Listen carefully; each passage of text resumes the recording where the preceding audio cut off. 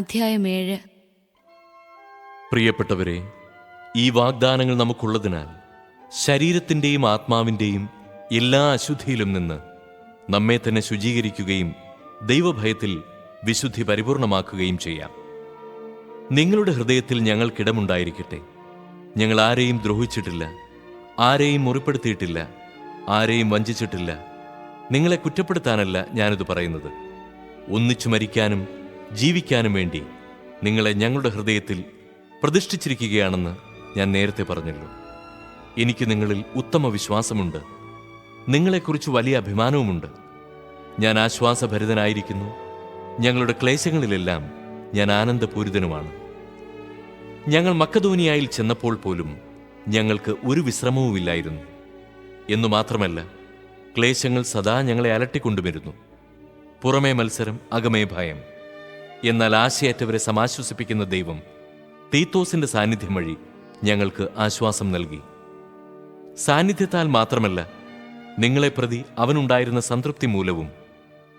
നിങ്ങൾക്ക് എന്നോടുള്ള താൽപ്പര്യത്തെയും സഹതാപത്തെയും തീഷ്ണതയെയും കുറിച്ച് അവൻ പറഞ്ഞപ്പോൾ ഞാൻ അത്യധികം സന്തോഷിച്ചു. എന്റെ എഴുത്ത് നിങ്ങളെ ദുഃഖിപ്പിച്ചുവെങ്കിലും എനിക്കതിൽ സങ്കടമില്ല. വാസ്തവത്തിൽ നേരത്തെ എനിക്ക് സങ്കടമുണ്ടായിരുന്നു. എന്തെന്നാൽ ആ എഴുത്ത് നിങ്ങളെ കുറച്ചു കാലത്തേക്ക് മാത്രമാണെങ്കിലും ദുഃഖിപ്പിക്കുകയുണ്ടായല്ലോ.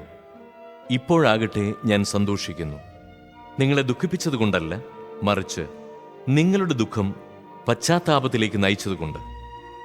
നിങ്ങളുടെ ദുഃഖം ദൈവഹിതപ്രകാരമായിരുന്നതുകൊണ്ട് ഞങ്ങൾ വഴി നിങ്ങൾക്ക് ഒരു നഷ്ടവും ഉണ്ടായിട്ടില്ല. ദൈവഹിതപ്രകാരമുള്ള ദുഃഖം രക്ഷാകരമായ പശ്ചാത്താപം ജനിപ്പിക്കുന്നു. അതിൽ ഖേദത്തിന് അവകാശമില്ല. എന്നാൽ ലൗകികമായ ദുഃഖം മരണത്തിലേക്ക് നയിക്കുന്നു.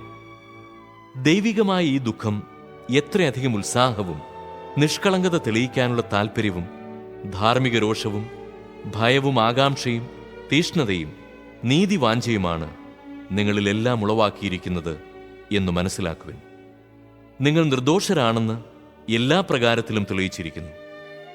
അപരാധം ചെയ്തവനെ പ്രതിയോ അപരാധത്തിന് ഇരയായവനെ പ്രതിയോ അല്ല ഞാൻ നിങ്ങൾക്കെഴുതിയത്. പ്രത്യുത ഞങ്ങളോട് നിങ്ങൾക്കുള്ള താൽപ്പര്യം ദൈവസന്നിധിയിൽ വെളിപ്പെടേണ്ടതിനാണ്. തന്മൂലം ഞങ്ങൾക്ക് ആശ്വാസമായി. അതിനും പുറമേ തീത്തോസിന്റെ മനസ്സിന് നിങ്ങളെല്ലാവരും ആശ്വാസമേകിയതിൽ അവനുണ്ടായ സന്തോഷത്തെ ഓർത്തും ഞങ്ങൾ അത്യധികം സന്തോഷിച്ചു. നിങ്ങളെ പ്രശംസിച്ച് ഞാൻ അവനോട് ചിലത് സംസാരിച്ചു വന്നതിൽ എനിക്ക് ലജ്ജിക്കേണ്ടി വന്നില്ല. ഞങ്ങൾ നിങ്ങളോട് പറഞ്ഞതെല്ലാം സത്യമായിരിക്കുന്നതുപോലെ തീത്തോസിനോട് ഞങ്ങൾ മേനി പറഞ്ഞതും സത്യമാണെന്ന് തെളിഞ്ഞിരിക്കുന്നു. നിങ്ങളെല്ലാവരുടെയും അനുസരണത്തെക്കുറിച്ചും ഭയത്തോടും വിറയലോടും കൂടെ നിങ്ങൾ അവനെ സ്വീകരിച്ചതിനെക്കുറിച്ചും ഓർക്കുമ്പോൾ അവൻ വികാരതരളിതനാകുന്നു. എനിക്ക് നിങ്ങളിൽ പരിപൂർണ വിശ്വാസമുള്ളതിനാൽ ഞാൻ സന്തോഷിക്കുന്നു.